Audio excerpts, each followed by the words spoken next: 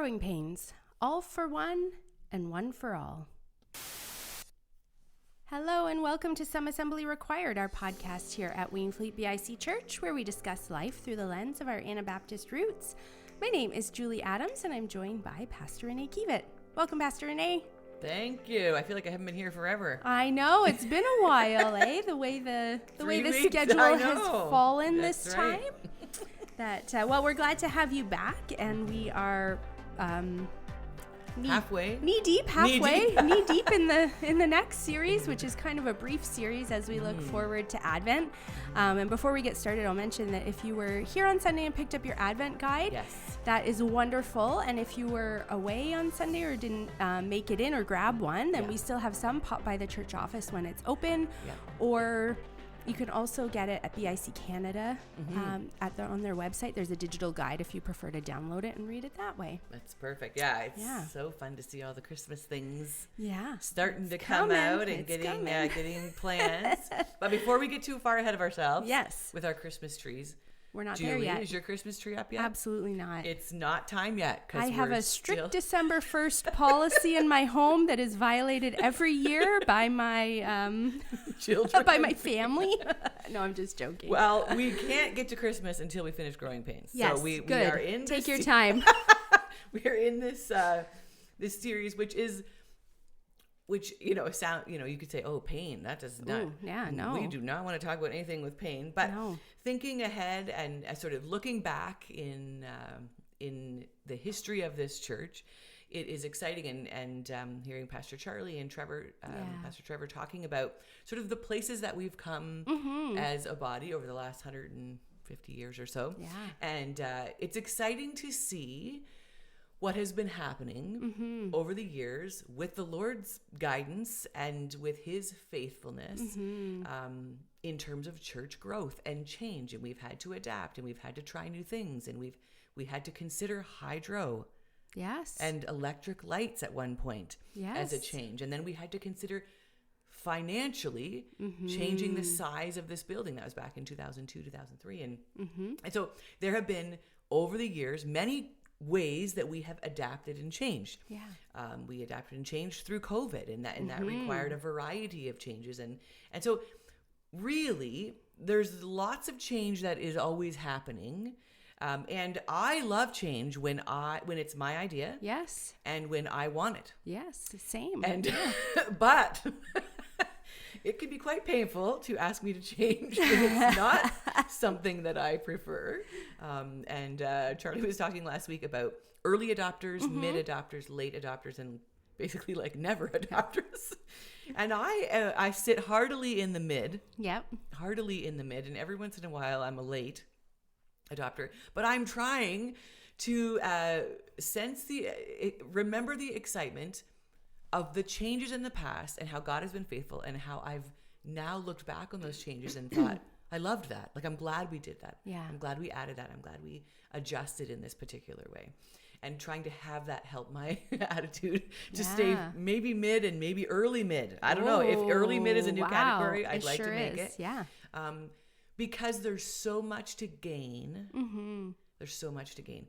I read a Psalm 100 verse 5, I think it was, earlier this week when we were talking with the leadership team. And the end of that verse says, God's faithfulness has extended through all generations. And that is exactly what it's been like looking back at all the changes in the church through all the generations. I was certainly not here through all of those generations. And yet God faithfully led the congregation. They had to make difficult changes. Yep. And they were faithfully led, and here we are today. And so thinking about Growing Pains as not a pain, but as an excited way to move ahead. Yes. You know, and our children experienced growing pains as they were, and growth spurts, which sometimes were painful. Yes. But those were all really good things, and they're growing and they're healthy, and that's actually a healthy sign to experience, the growing pains, because you're changing, you're growing, and so I'm trying to sort of help myself and others, hopefully, see this idea of growth as a really positive thing. And we had some wonderful conversations last week with the young adults too, and some people might think, well, young adults, look, they're young, they must love change and blah, blah. They're equally struggling with the idea of any kind of change. Well, we like things how they are. And so this message today coming from Ephesians chapter 4 helped me refocus and is helping me sort of think longer about, and we're using this phrase, all for one and one for all, which comes from the Three Musketeers. Mm-hmm. And not the Disney version, I'm sure. It's probably straight from the book that was written years ago. But this idea of banding together, working together. Now, in the Three Musketeers, they were fighting off evil, but on some level, you could say that spiritually as well for us. And fighting off sort of the evil of disunity, maybe, so that we can all stay focused. And so this chapter 4 helps us look at ourselves as individuals and us as a body. Because at the church, we are obviously individuals. There's how many of us sitting, in being part of a Sunday morning service, let's say there's hundreds. Oh my word. It was 105 in the basement last week, like with the kids, nursery and kids, and hundreds of us sitting up there. So we are all individuals, and yet we are all one body. And so how can we as individuals, with all of our likes and dislikes and preferences and ways we prefer things, also work together for the good of the one of the body? Good question. And also work together with the focus of one mind. And so on the way out the door in the lobby, we have our vision statement, which says, do you know what it says? Until every home is led by Jesus. Look at you. That was a very fast test. I did not even prompt Julie.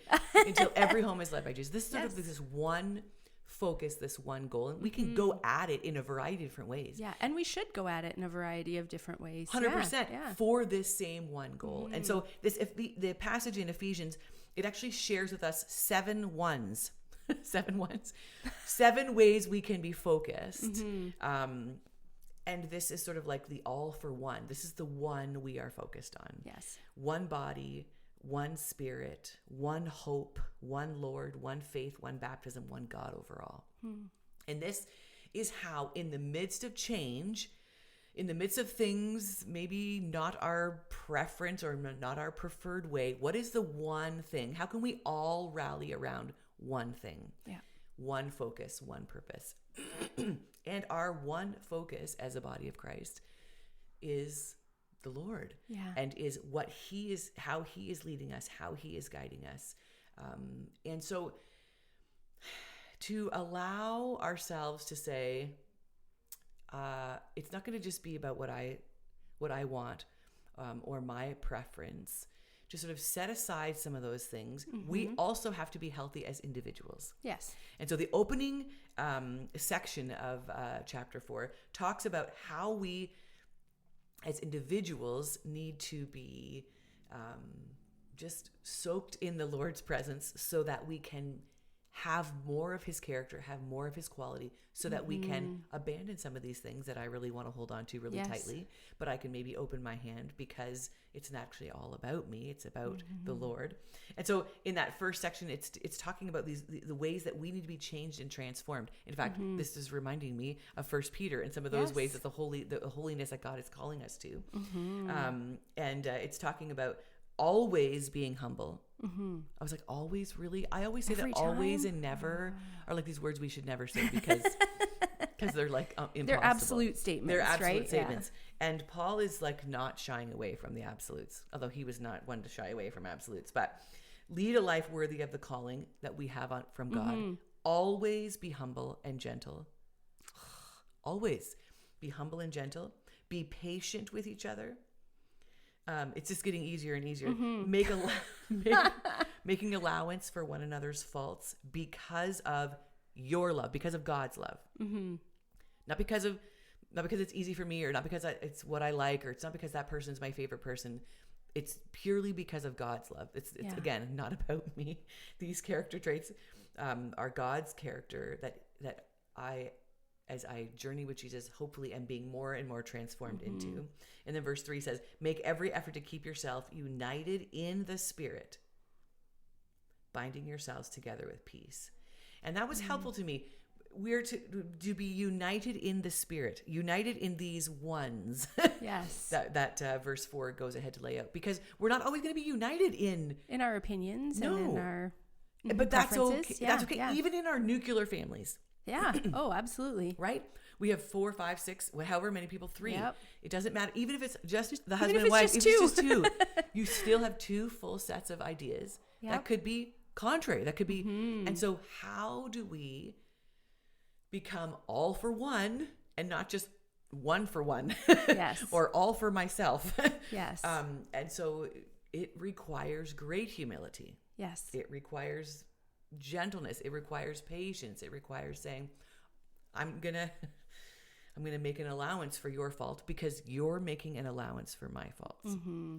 And so it's just this, I think it's a mindfulness, an awareness, an alertness, because we're trying to be unified in the Spirit. We will not always be unified in the ideas. No. You know, like, and it's, you know, and we have experienced that here in this body as well. Yes. We have not always been united in a particular idea. Sometimes we have voted and, 75% of the people want this, but 25 still don't want that, or 51 and 49, right? Yeah, that's tricky. It's tricky because we are trying to have our own opinions and thoughts about things, which is completely valid. Yes. Then the Lord has given us the ability to think through things and talk through things, and we have our preferences, and we have things that the way that God has uniquely created us. So though we have all of those things, how do we set some of those things aside? And sometimes it's all of the things, or sometimes it's some of the things, and sometimes my way gets chosen, and sometimes your way gets chosen. And so how do we still stay unified in the Spirit?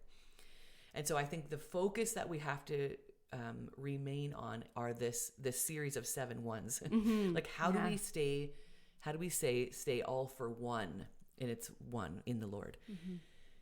It's tricky. It requires humility, gentleness, patience. Those are almost the fruits of the Spirit. That's what Yes. I'm hearing, like a different version. Yeah, you're hearing of the Galatians. Fruits. Yeah, Yes, exactly. I am. Well, Yeah. where the women's Bible study is doing a Galatians yes. study, so those are on my mind, and how similar some of these things are to that book as And well. when we're cultivating these fruits of the Spirit, Yeah. these attributes that only God can give us, like I Yes. cannot be humble Muster and up gentle and that on patient. your own. No, because I'm selfish and want what I want and Yes. have my own things that I Same. like, right? And so we have to keep ourselves focused on the Lord. It doesn't mean that, and even when we do stay focused and we're, okay, this is for the Lord, this change is for the Lord, it's not exactly for what I want. The story that Pastor Charlie shared on Sunday about that gentleman, Ginder, was it Ginder? Was his last name? And he did not like the changes that they were bringing in. And him and his son, when they were traveling home, it was very quiet. And his son said, what did you think? And he just said, it's not what I wanted. Yeah. These things are not what I wanted. But it was for the whole, it was for the body. Yeah. He's going to trust the brothers. He's going to trust the brothers and sisters who are making this decision. And so to me, that is a beautiful reflection of trying his best to be humble and gentle and patient and accepting change, even though it was probably very painful for him. Yeah. It was probably very painful. But his love for the Lord, his focus on God, and the brothers and sisters working together, we call that the community hermeneutic, listening to the Lord together. He decided it was that was going to be the focus. It was not going to be his preference. I just think that is the most beautiful thing. Yeah. And it is a beautiful reflection of allowing the Lord to work in our lives, because God has made each one of us as individuals. And so Paul carries on in Ephesians. So we are all individuals. I said that at the beginning. Yes. We have gifts and talents. Yes. Some of us have the gift of encouragement. Some of us have the gift of public speaking. Some of us have the gift of prayer behind the scenes, and they're warriors on their knees. Yeah. Some people have the gift of music. Some people, and we could Hospitality. go on. Hospitality. Yeah. Oh, and those people just bring everyone in. The people with the gift of hospitality. Everyone has a gift. And we need everyone to be healthy in using their gifts in the body, so that we can continue to allow for God to move us and change us. And no one person and no one gift isn't necessary. Yeah. But working together is what allows us to be healthy as a church body. And when we're healthy, we can adapt and change and transform in much easier ways. When I am unhealthy, when I am in a rut and not with Jesus, the people around me know it. Yes. Right? Definitely. Yeah. It is, I'm sharper and I'm not as kind and compassionate. Because I'm not allowing the Lord or hearing him in it, we have to be healthy and we have to be willing to use our gifts to serve. And so, I can't remember who said this to me once. They said, I miss this person. Yeah. And they said, because they bring this to the body, and we need one another working together in healthy ways so that we can be a healthy body and be ready to move. And, I think when you don't have that list you were talking about, humble, gentle, you're either that or you're the opposite. I don't think there's much of a middle ground. I think you're either humble or you're, what's the opposite of humble? Proud. Yeah. Mm-hmm. You're either gentle or you're harsh. Mm-hmm. You're either, I don't think there's much of a middle ground for some of these. That's my opinion. Yeah. And so we have to be aware of being or allowing Jesus to shine through us so that we can do those because on our own we're generally the opposite. Yes, absolutely. If you think of toddlers and just young, how we as parents are trying to teach these things because they don't come naturally. Our sinful nature is they still don't come naturally as adults. Sometimes fair enough. They're worked at. Yes, they're worked at. They're worked at and brought along in transformation. Yes. But as we talk through this passage, as we did on Sunday, and as we're sort of thinking about and focusing on how to be, individuals, but all focusing in one way, in one goal, working together to really fight against, like the Three Musketeers, the evil of disunity, the evil of not being willing to listen to the Lord. Like that would be just the worst thing. That if we knew the Lord was leading us somewhere and we were not willing to go, I just would never want to be there. And so as a church family, and I don't know where that going is. There isn't this is how we're going to change. Like at the end of this month, we're not going to present, and this is what's next. No. We know that the Lord is working. We're a growing body, which is so exciting. Yeah. It's a huge blessing, and it's also a huge responsibility. What is that going to look like next year and the following year and the following year? And how can we be preparing now for what the Lord wants to do in our midst? And I don't know what that's going to be. We have people have lots of ideas, and I've got ideas in my head too. But are those all the Lord's ideas? I don't know. But right now we're sort of in this season of talking about it, listening to one another, and we'll do lots more listening together as a body and in small groups. And how can we move and grow together as a healthy body, the way God designed the church to grow? And I'm glad. Should I say it like this? In Acts, sometimes there were 3,000 people added to their number. Yeah. Like, is it okay to say, like, I'm glad we just didn't have 3,000 people drop in on Sunday? I don't know what we would do or how we would. I would be at just a total loss. We would just be scrambling in ways we would hope those cookies multiplied on Sunday after the service, like the loaves and fishes. That's right. We would definitely need a loaves and fishes experience. But to be ready for whatever the Lord has. Maybe I'm not ready enough yet with that sort of statement. It takes us being healthy as individuals and healthy in our minds, where we're focused on what the Lord is going to have for us. I love how that verse 16 sort of, I feel like, just summarizes this notion of we're all for one and we're one for all. It says he makes the whole body fit together. All of us as individuals, we're one body. We're all fitting together well as each part does its own special work. It helps the other parts grow so that the whole body is healthy and growing and full of love. And this is our all for one and our one for all, this verse 16. This is our goal. This is our hope. This is the way that we are asking the Lord, okay, Lord, prepare us, get us ready so that each part of our body is healthy and ready to move, so that we can be whole, we can be full of love, and we can be ready to respond to whatever you have next for us. And awesome. We pray for what is next.